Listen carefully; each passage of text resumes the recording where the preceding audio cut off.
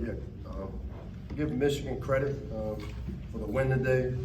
Coach Harbaugh had his team ready to play. A little disappointed, obviously, in the score of how the outcome of the game, but not with the effort, which for me was something that I needed to see from our team and something that I didn't see last week. So as I told our team, I thought we took a step forward in terms of the type of effort that we need to play with for 60 minutes and playing with heart and playing with pride. And I saw that all the way to the end. You know, their last drive that they were playing, you see a senior like Keandre Jones running down from the opposite end, chasing the guy down, making a tackle.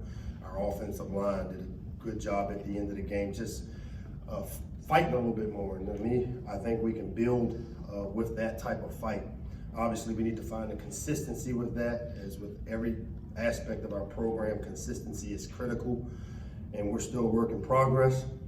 You know, when you look at this game, early in the game, we wanted to control the tempo, which I thought we did a really good job of on offense. We slowed the game down. We snapped the ball late in the shot clock, but we didn't come away with points in the red zone. We had the interception early in the game, and then we missed the field goal. And to me, when you do that and you shorten the game like we tried to do there to keep our defense off the field, we've got to execute, especially in the red area, which we didn't do. I thought 2 of the 3 phases tried to execute our plan. I thought our defense was a lot better today against the run. I thought they did a really good job of getting off the field, some on 3rd down. Obviously, we gave up some explosive plays that we'd like to not see us give up. The area I'm concerned, obviously, coming from this game is the way our special teams played. We've been playing pretty good special teams and allow a kick return to open the game, a huge momentum play. I thought we responded the right way in the other phases, but you know, missing field goals. Our punting game was very inconsistent today, which hadn't been a big issue. And then again, giving up points on special teams. Those are things you can't do. So again, I'm happy with the effort and would like to see us build on that. So with that, I'll open up to some questions.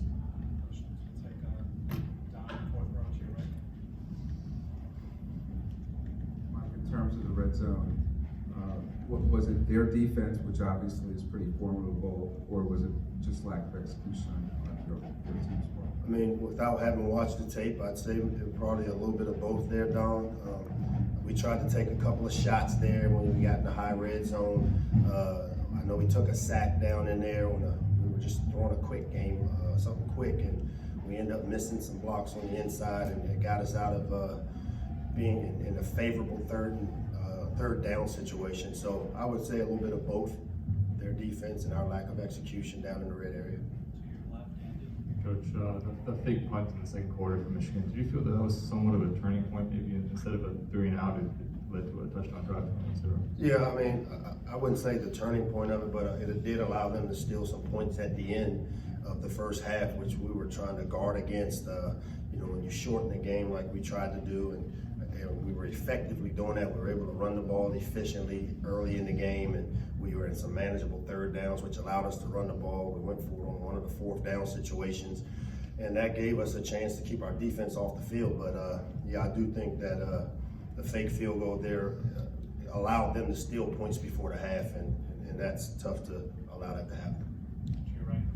Coach, what do you think is the biggest thing that needs to be fixed offensively? Man, we got a lot of things that need to be fixed. Obviously, protection, you know, being able to protect, take care of our quarterback's execution in the passing game, receivers creating separation versus man coverage. You know, I thought that one area we're doing a decent job enough of is running the football, and I've seen us make those improvements up front, but I do feel to be balanced in the style of offense that I want to play, we've got to be able to throw the football, protect the quarterback, make the right reads, and guys win versus man coverage on the perimeter. To your left in the back, Coach, what went into the decisions about when to go with Lance Lejeune, and where does Tyler DeSuit fit into the quarterback picture? You know, all week long we had a plan for Lance. We're allowed with the 4-game redshirt rule to utilize our players, and we're going to do it. You know, we're trying to find ways to win, and if we feel a guy brings something to the table from a skill set standpoint that helps us try to move the ball and score points, we're going to use them. And you know, we have some games and some young guys. I think we played 18, maybe now 18 true freshmen this year, and with Lance. again, playing in some meaningful reps, but we had that plan going into the game. Obviously with Piggy's health, and he was available, but we went into this game thinking Lance gave us some things that to help us move the ball. So, we'll continue to watch it to try to see if we can get as much out of him without necessarily burning his red shirt. And we're going to try to find ways to win games. Coach, Josh's first start since the Rutgers game, first impressions of how he carried himself out there today? I mean, I think he managed the things the way we wanted to do it. Obviously, like I said, in the first half, our goal was to try to keep our defense off the field, knowing that Michigan was going to try to run the ball, and we wanted to shorten the game and try to keep it close. And I thought he gave us a chance with how he operated the offense. Obviously, not scoring in the red zone kind of curtailed our ability to keep the game close. The tipped interception there, and then taking some sacks down in the red area, and that's a little bit on everybody, not just Josh. We've got to protect them and do a good job of making sure we protect them and the guys get open for us.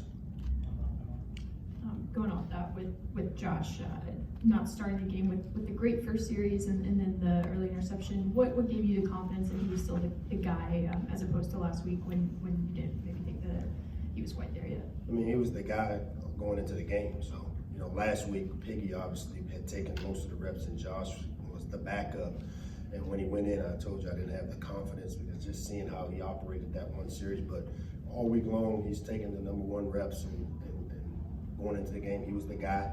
I thought he operated the offense the way we wanted to. Obviously, establishing the run was something we wanted to do, and I thought Javon Leak and Ant did a great job of running downhill, 4 or 5 yards clip for the most part, which kept us ahead of the sticks. And but not scoring when you shorten the game put us in a tough situation where it was playing catch up, and that forced us to speed the tempo up a little bit in the second half. Coach Phil Jones from SB Nation Radio. You talked about consistency going on this year. What's something that you could do to probably get you guys to stay consistent for the rest of the season and look for better execution? Well, I think consistency starts with maturity. When you play, we have so many guys in and out of the lineup with some of the injuries we've had, with some of the young players we play. Consistency is just a part of the maturation process, and as much as we want to speed it up and as hard as we push to speed it up, it's part of the growth. And our program is a developmental program right now where we have to develop the skill, we have to develop the talent, we have to develop the football intelligence within our team. And when it clicks, it clicks.